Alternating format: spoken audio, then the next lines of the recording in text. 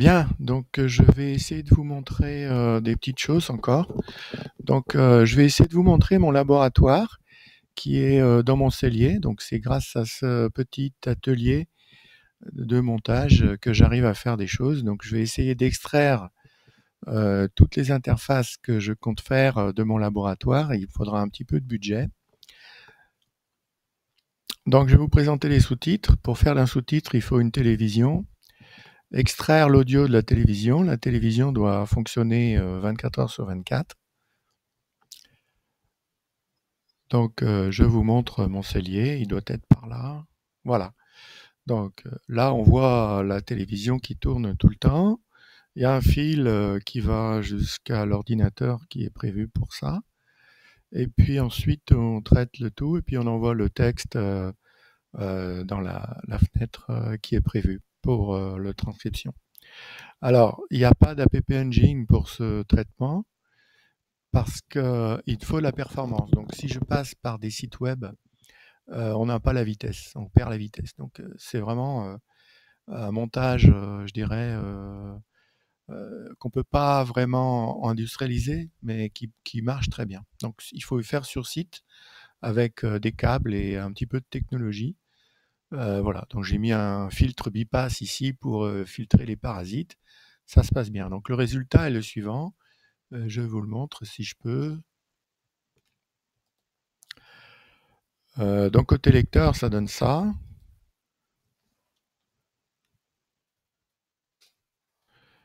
Je mets sur le canal qui va bien, donc France 2. Et là, j'ai les sous-titres en temps réel de cette télévision qui est envoyée sur le web.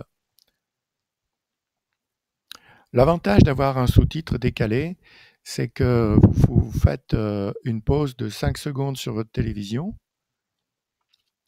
Et du coup, vous avez l'audio qui arrive ici. Et du coup, comme les sous-titres sont écrits avant l'audio, on arrive à comprendre la totalité du message. Alors bien sûr, si les correcteurs travaillent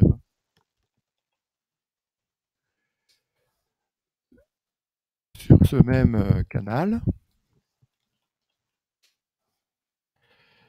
eh bien, à ce moment-là, on a cette fameuse correction en ligne.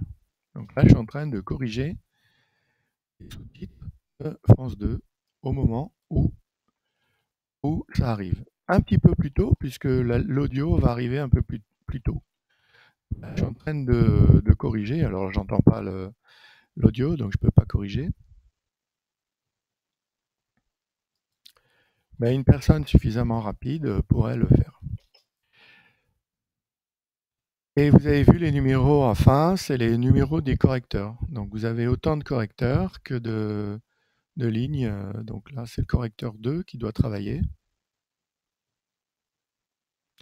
Donc dans quelques temps, je vais essayer de faire les journaux de 20 heures parce qu'en fait, le journal de 20 heures au niveau audio est très bien fait. Il est clair, l'audio n'est pas parasité par de la musique ou par des bruits. Du coup, on peut se permettre de tenter l'expérience. Et si j'arrive à récupérer 4 correcteurs distants, eh bien, je vais pouvoir faire de la transcription automatique en ligne sur quelques semaines, quelques mois, pour montrer aux chaînes de télévision que c'est possible. Voilà, donc le reste de mon labo, ben, c'est... là, on voit l'écran. Hop. On voit la partie ben, fibre et puis câblage. Et puis c'est des PC de récupération, donc ils partent à la poubelle. J'ai pas voulu les laisser partir à la poubelle. Donc ils me coûtent rien, mais je peux travailler avec. Voilà, donc je travaille avec très peu de budget, bien sûr. C'est pour ça que je vais chercher un petit peu d'argent au concours Aviva. Voilà pour cette petite vidéo qui vous montrait mon laboratoire. Alors, au niveau des sites web, vous avez à votre disposition pas mal d'informations que je vais vous montrer.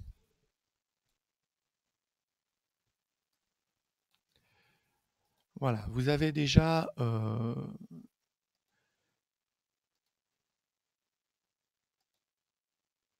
le site web d'entrée, hein, qui s'appelle scribevox.ovh. Grâce à ce site, vous allez pouvoir avoir pas mal de petites choses. Là, je présente les briques une à une avec des exemples d'utilisation.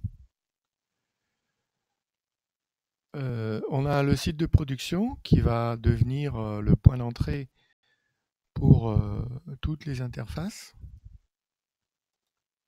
ici.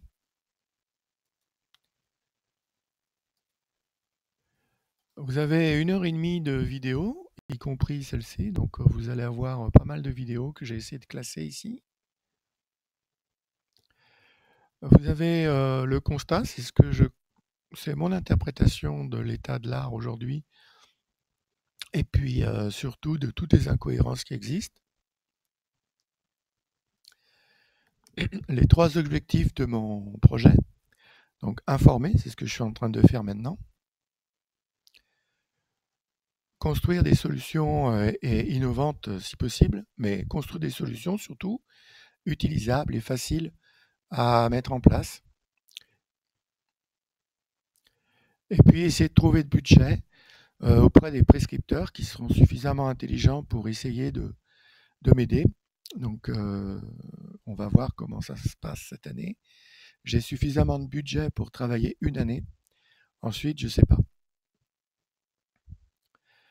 Et puis j'ai essayé de classer un peu les situations, puis surtout les services. Donc là, vous allez retrouver les services les plus... J'ai essayé de regrouper par thème les choses. Donc vous avez la documentation, vous avez pas mal de choses à lire. Si vous voulez faire une démonstration soit tout seul, soit avec moi, bien c'est par là. Là, on va retrouver mes sites de communication. Alors j'avoue qu'en ce moment, je suis surtout sur Twitter. Facebook, j'ai un petit peu oublié parce que c'est très lourd. Mais j'aime bien Twitter, c'est très rapide et puis ça me plaît. Encore une fois, le site d'exploitation. Alors là, je vais y aller pour vous montrer un peu comment je vais manipuler un peu les livraisons que je vais faire. La boutique. Donc la boutique, j'ai essayé de mettre ici ce que je peux facturer. Donc c'est surtout le matériel. Et puis il y aura sûrement des licences logicielles mensuelles à payer pour ceux qui ont le courage de me suivre. Le plan sur la comète, c'est le fameux laboratoire. Je vais vous montrer aussi. Voilà. Le reste n'est pas fait. Si, il y a le site là, ici, c'est intéressant. Ça, c'est les tribulations d'un sourd. J'ai essayé de mettre ici, pour les gens qui ne vont pas sur Twitter, les quelques tweets un petit peu piquants que j'ai pu faire ici, je les ai regroupés. Je vais vous montrer accès à l'exploitation. Donc, comme dans tout développement, on a une phase d'étude et développement ici. Donc voilà toutes les briques que je veux construire. En ce moment, je suis en train de construire les briques conf que vous avez vues juste avant. La télé avec les 3 secondes de sous-titres en avance. Et aujourd'hui, les seules briques que vous pouvez utiliser en production, je dirais, c'est public. Vous en avez déjà eu un aperçu tout à l'heure avec la dernière vidéo que j'ai faite. Le mini-pad pour pouvoir gérer les réunions. Une personne sourde malentendante avec le mini-pad, elle peut suivre. Je ne dis pas que c'est facile, mais c'est possible. Et puis la première brique vendue, c'est ERP, donc c'est exactement la même que public. Au niveau qualité, c'est exactement pareil. La seule chose, c'est que ERP, on peut modifier le texte, alors qu'avec public, on ne peut pas. La qualité des produits sera la même, que ce soit des produits gratuits ou payants. La seule chose qui va évoluer, c'est les fonctions. Donc quand vous aurez un produit gratuit, il y aura très peu de fonctions et les produits payants seront donc plus complets, plus modulaires et plus efficaces puisque les fonctionnalités seront plus importantes.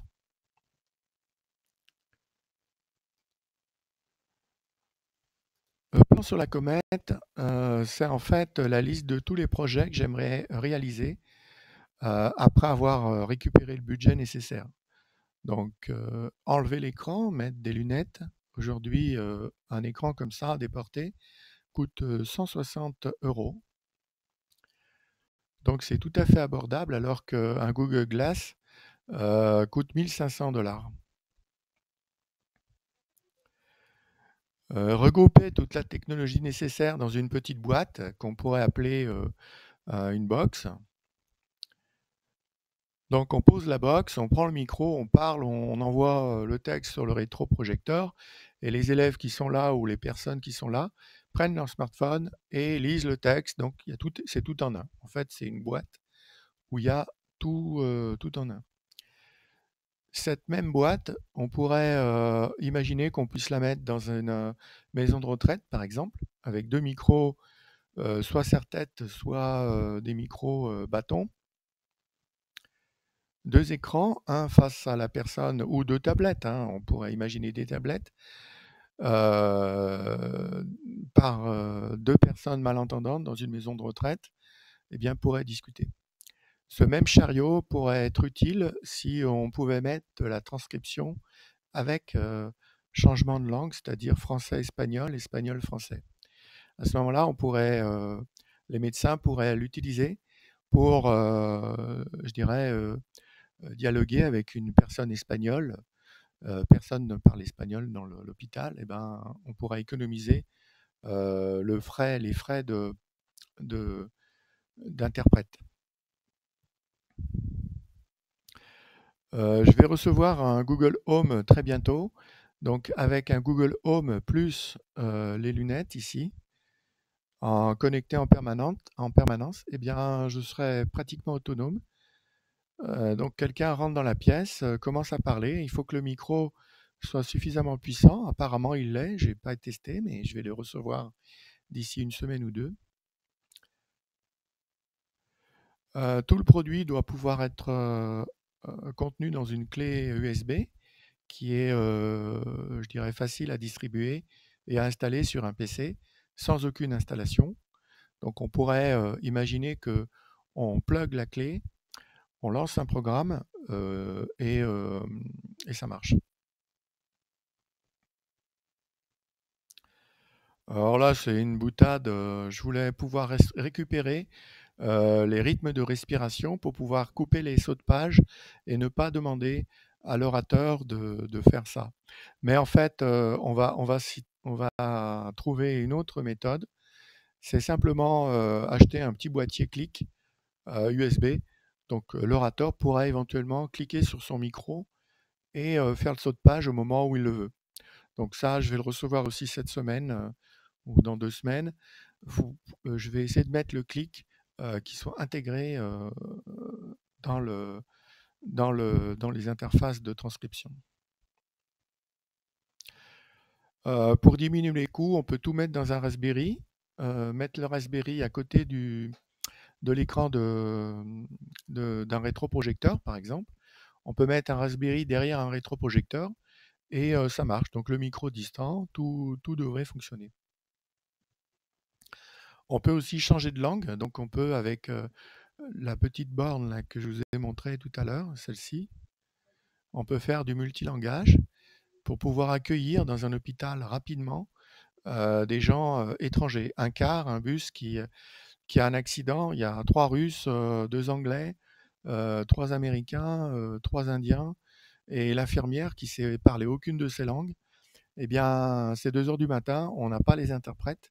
On met en place le boîtier sur roulette, on en a 3-4 qui sont d'habitude disponibles pour les personnes dans la salle de vie, dans la salle de vie. Mais là, on en a besoin tout de suite en urgence à 2 heures du matin. On peut comme ça un petit peu dialoguer avec les gens. Alors là, c'est un petit outil ortho que je vais vous présenter. Ça permet d'aider les personnes qui ont des problèmes d'élocution, qui n'arrivent pas à parler correctement, que ce soit des enfants ou que ce soit des adultes. Je vous le montre juste après. Bien sûr, on peut plugger la radio. Alors j'ai essayé avec France Inter, ça marche très bien. France Culture aussi. L'audio de France Culture est très propre, il n'y a pas de bruit de fond, c'est vraiment limpide, quoi. France Culture, ça marche parfaitement bien. La télé, j'en ai parlé juste avant. Il y a deux types de télé, la web TV et la télé physique où on met une tablette sous la télé et on fait pause avec un petit bouton. Le pause, c'est le bouton pause pipi, hein. Vous faites une pause de 5 secondes et vous aurez les sous-titres qui arrivent avant l'audio, ce qui est très agréable. C'est moins fatigant et ça permet de comprendre, même si la transcription n'est pas très bonne. Moi, j'entends suffisamment pour avoir la moitié des mots. Eh bien, l'autre moitié est écrit et j'y arrive. Alors, le talon d'Achille de tout ce que j'ai fait, c'est que l'API utilisée, c'est l'API Google. Et si demain Google décide d'arrêter leur API, eh ben, tout mon projet tombe à l'eau. Du coup, il faut que je prévoie la chose, c'est-à-dire de changer d'API en essayant d'utiliser une autre API, par exemple Drogan Speech, Cirrus, Nuance, d'autres API pour essayer d'être un petit peu modulaire. Enfin, bon, c'est pas pour tout de suite, mais dans 2 ans, j'espère pouvoir me plugger sur Dragon Speech, qui est très bien aussi. Bien sûr, on peut plugger tout ça sur un téléphone, c'est ce que je suis en train de faire chez moi. C'est ce que je fais aussi à mon travail. J'ai pris un câble jack, 3.5 que j'ai plugué sur l'application publique gratuite. Et quand quelqu'un m'appelle, j'ai au moins le numéro de téléphone, le nom propre, et j'évite les répétitions. Le téléphone que j'ai n'est pas prévu pour ça, donc j'ai pas une bonne réussite. Mais quand on a un téléphone, un smartphone par exemple, ou un téléphone fixe tout simple, eh bien ça marche parfaitement bien. Alors l'ultime modification, ce serait de prendre l'audio qui arrive dans mes prothèses ou dans mes implants cochléaires et prendre l'audio et en faire un sous-titre que j'enverrai sur mes petites lunettes ici. Mes lunettes, donc du coup, je serai autonome encore une fois, j'aurai les sous-titres en soutien de l'audition. Là, il n'y a que les constructeurs de prothèses qui peuvent faire ce miracle. Donc j'ai fait un tweet à tous ces constructeurs. Il n'y en a aucun qui m'a répondu, bien sûr. Mais je vais retirer, hein, je n'abandonne pas l'idée. Alors on peut aussi aller au cinéma avec vue fine. Et là, c'est formidable parce qu'on pourrait imaginer que le cinéma ne soit pas équipé. Donc en fait, c'est moi qui porte tout le sous-titrage, y compris les lunettes. Donc je vais au cinéma sans demander à ce que le cinéma soit équipé. Donc ça, c'est un souhait qui pourrait éventuellement arriver dans les années qui arrivent. Parce qu'en fait, ce même outil pourrait servir de partout, puisque je sors du cinéma, je vais chez mon médecin, ça marcherait aussi. Je vais à la mairie, ça marcherait. Et je vais partout et je serai assisté. Mais ça serait un équipement que j'aurais sur moi et pas un équipement qui ferait partie de la société. Donc c'est très cher à faire. Donc je vais vous montrer Ortho.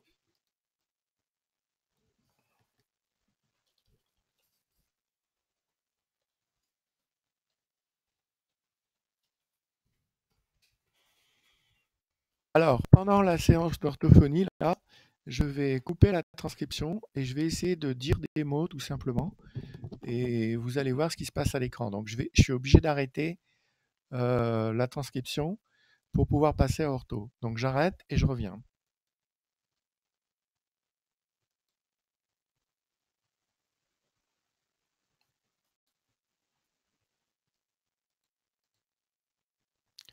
Poisson,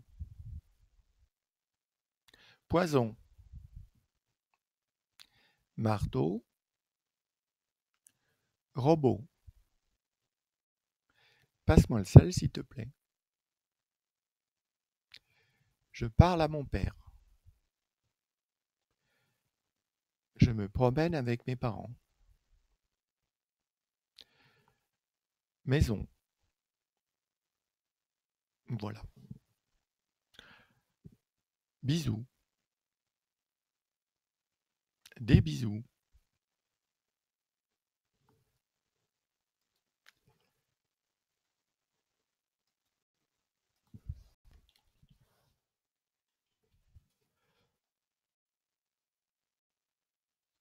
Alors, vous l'avez compris, on peut mettre des mots ou des expressions et ça permet comme ça d'augmenter le temps d'orthophonie.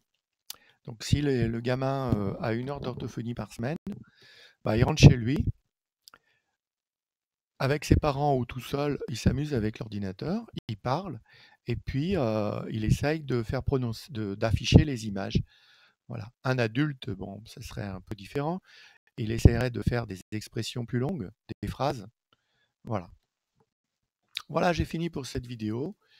Je vous dis à très bientôt.